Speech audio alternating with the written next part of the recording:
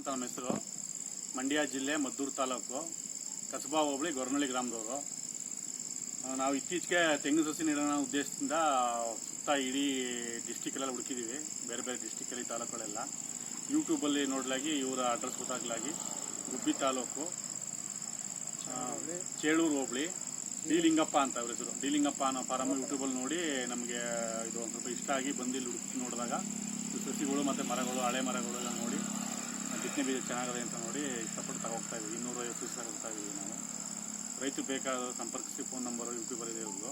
ಮತ್ತು ಆರ್ಗ್ಯಾನಿಕಲ್ಲಿ ಬೆಳೀತಾರೆ ಇವರು. ನರೇಗಾದಲ್ಲಿ 250 ಬರುತ್ತೆ, 250ರಿಂದ 300. ಮತ್ತು ಈಗ ಸೆಂಟ್ರಲ್ ಗೌರ್ಮೆಂಟಿಂದ 40 ರೂಪಾಯಿ ಸಬ್ಸಿಡಿ ಬರುತ್ತೆ ಕೋಕೋನಟ್ ಬೋರ್ಡಿಂದ.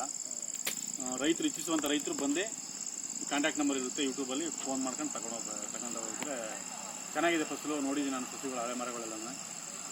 ಹಂಗಾಗಿ ನಾವು ಇಷ್ಟಪಟ್ಟು ಹೋಗ್ತಾ ಇದ್ದೀವಿ.